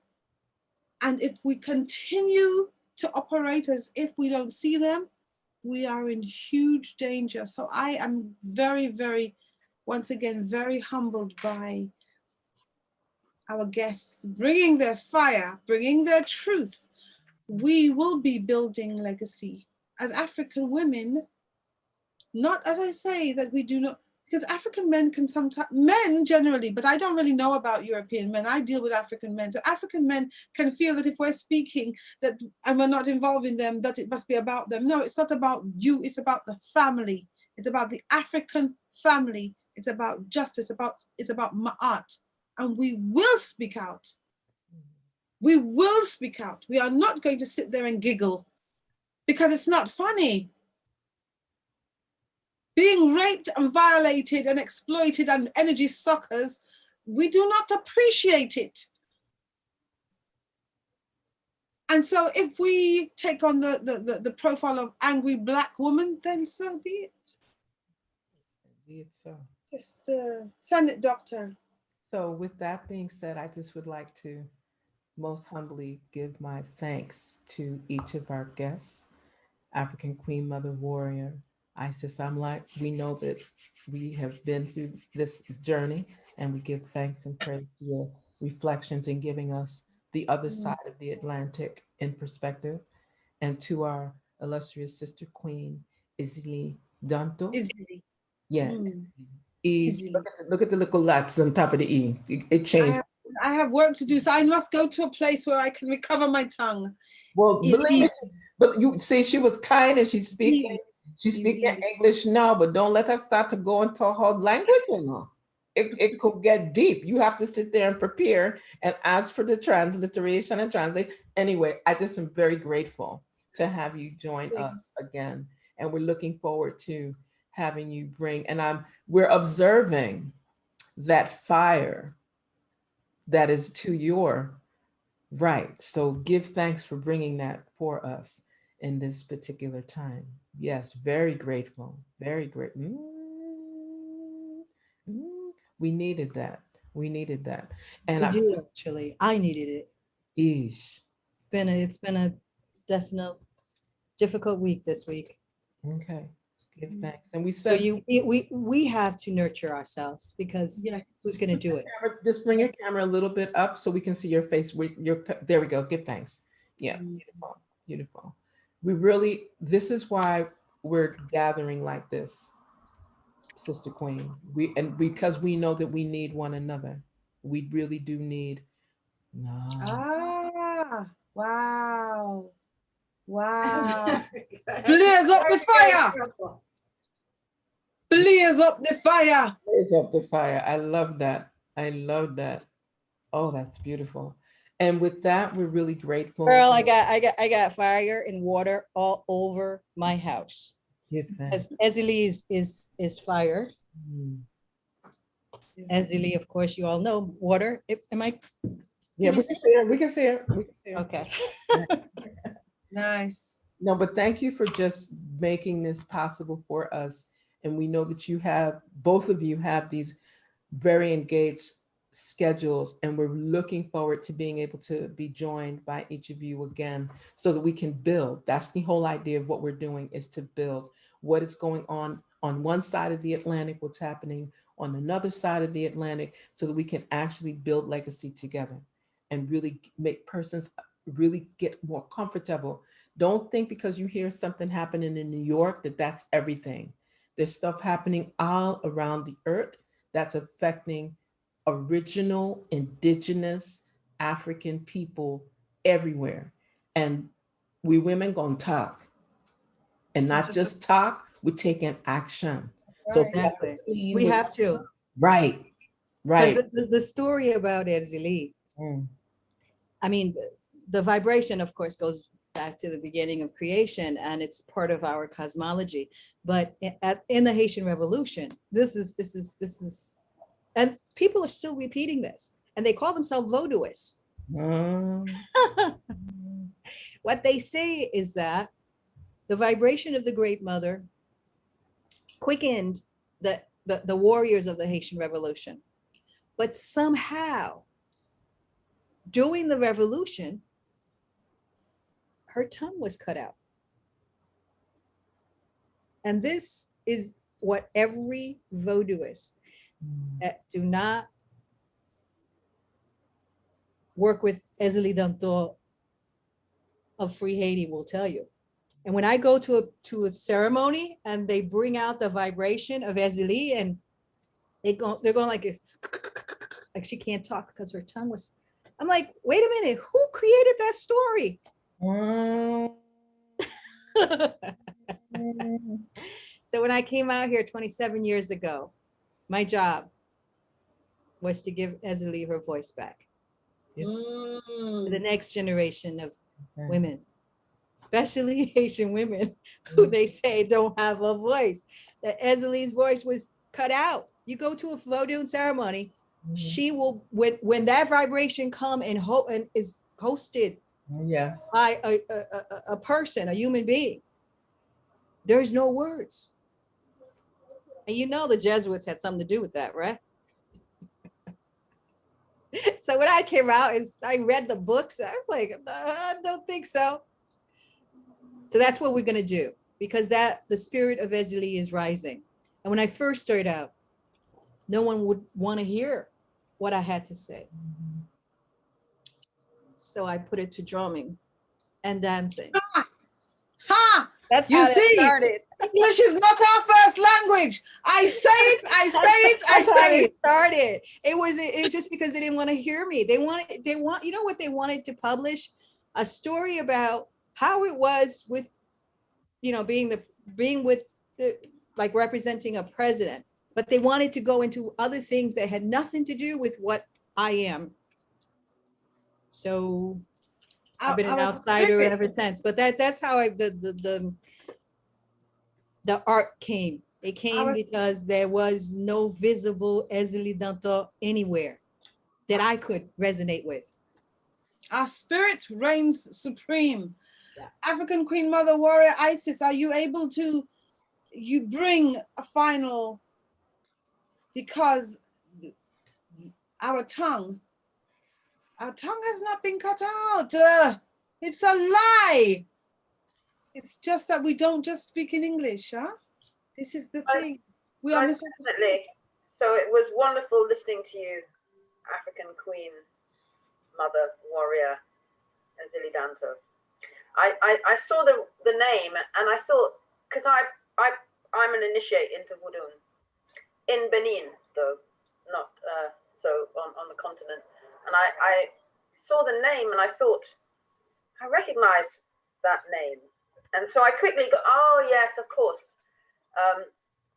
So yeah, I totally understand, and of course I know the story of what happened. You know, Bookman, and there's also the sister who were involved in raising the energies before the revolution. And if we talk about building legacy, the fact that we have an African queen here who's a warrior, using not only the law and activism, but also calling on our spiritual energies that are the core of who we are. That is very much in the essence of what we do in building legacy. Building legacy is building ourselves, and building ourselves is building and recognizing and reclaiming our spirituality, our practices, and our systems. But I think, as you quite rightly said, within the context of over the last 600 years since the Europeans have been doing what they've been doing, we have to be wary that they've not had a hand in removing the female energy and the power within those systems, because we know when they came upon our communities and our societies and they saw the power of the woman, they were like, oh, well, our white women can't do this. We can't allow these women to do this. So this is when many of them enticed, and many of our brothers collaborated with them in order to take away the power of the African woman. So we need to be aware of that. We need to reclaim that power. And for me, again, I'm totally, you know, Haiti is a country and a history that is very important to me. I've been involved in sort of fundraising and putting on events for Haiti in London after the earthquake and various things. So I'm quite well versed with it. So it's great to always meet somebody who's on the front line there. And yeah, I look forward to continuing these versations and continuing to look at the context of our building our legacy, teaching, building, creating, and also, you know, against that backdrop that we are in this decade, so-called, of the International Decade for People of African Descent. And, you know, what is justice, recognition, development? I say there can be no justice, recognition, or development without reparations. And in fact, in my presentation that I created that said exactly that in 2014 in preparation for the decade, I spoke about Haiti, and I drew the example of Haiti, which was destroyed economically and politically by having been forced to pay reparations to the enslavers, to France, to the criminals, and Israel, which was built on the reparations paid by other European countries to Israel. So for me, I hope that we will continue to place reparations at the center of what we discuss in our work, because that is one of the keys to the legacy. What is reparatory justice, and how will that manifest both internally and externally? So give thanks and praises, blessings. And I hope as well, SisterQueen, Ezili, Dantò, that I will have a chance perhaps to, I don't know, maybe have you on my show to have a fuller conversation as well. I would love to carry on the conversation. Thank you. Thank you. I'm just happy to meet all of you. Let's continue the conversation. My, please. Okay. So you saying about building legacy, and this is what's really important with regards to the Free Haiti sort of going viral. I'm very concerned that I want to say to those who are interested in what the struggle for liberation looks like, that the hashtag Free Haiti is being attached to. So there is a legacy of 17 years of work that's out here for any warrior that wants to put people over profit. That work is out here. It tells the non-colonial narrative about Haiti. That's what I do. Non-colonial narrative about Haiti. And in those work and legacy, we do every year and have done every year for 17 years since the bicentennial coup d'etat. And as you mentioned, Sister Isis, part of the reason for the coup d'etat is that President Aristide had asked France to return the independence debt. Because we had to pay reparations to the the enslavers for losing my grands as property. So part of the reason Haiti's poor is because for 122 years, we were paying France for losing my grands as property. President Aristide is the first president to ask in 2004 for France to return, not reparation for 300 years of enslavement, but return the hard cash that after 13 years of war, we had won our independence that they then took for 122 years. The United States also got involved with that in 1915. So Free Haiti is about justice, but we know that we're not going to get reparation. We're going to take reparation. Absolutely. That's what I'm about. That's what we're moving towards. So this is my logo, please. I'm going to ask for everyone. We don't want, if you do use social media, I invite everyone to use this logo for Free Haiti. So I know. Can I make a suggestion? Can I make a suggestion here? Because I know the time is short. It seems to me that we need to revisit this. And so perhaps we could bring this to a close with the promise, although my father says a promise is a comfort to a fool, with the intention to revisit this and give more time to these issues that are now being raised in terms of branding and sharing and just awareness raising. So SntDr, I know you are the technical genius behind the time that we have on this platform, and I don't want us to be cut off mid-sentence, so let me silence myself and humble myself. I'm going to encourage everyone, and thank you for that, because we have to close because there's another platform that I have to open with this. And I'm really grateful that you were able to give us that detail. We want to highlight that anyone that is within earshot or visualization of this broadcast recognize the accurate, authentic Free Haiti logo, social media piece, so that we only follow that, because that is what our beloved Sister Queen has shared with us here. And giving thank, merci beaucoup. That's as far as I probably will go. Ça va. Yeah, so that I can really express that it's important for us to learn more about what Ezili Dantò is doing. Has been doing. Yeah, my point is like it's not a hashtag. That was just something we use for postings. Correct. But there's there is like hard work out here. We're on the ground. We have SntDr, clean water. We have SntDr, African garb. We have all of it. Right. Because we are bringing to application what has been interrupted.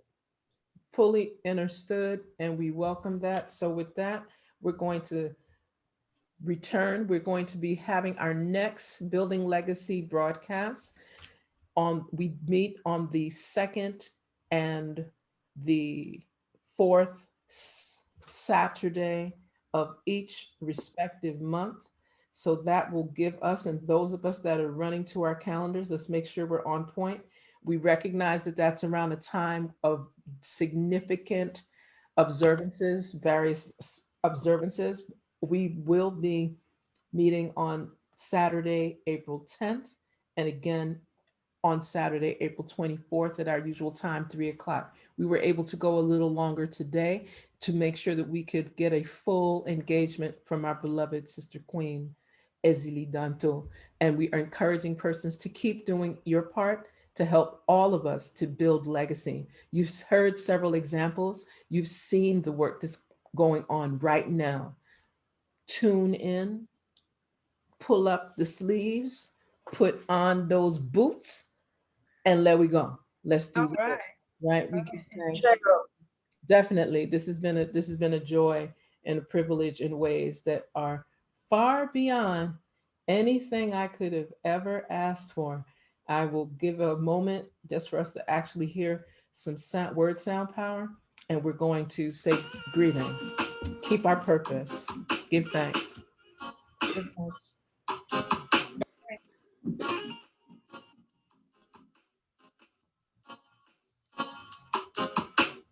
Freedom,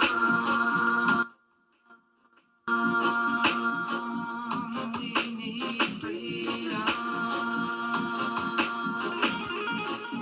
Oh yes, I want freedom.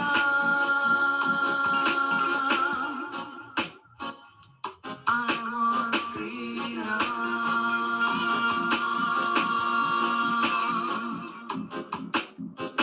Have a purpose in all you do. Just make sure that your purpose is true. Have a purpose in this here life, so your life ain't full of strife. I live a purpose each and every day, so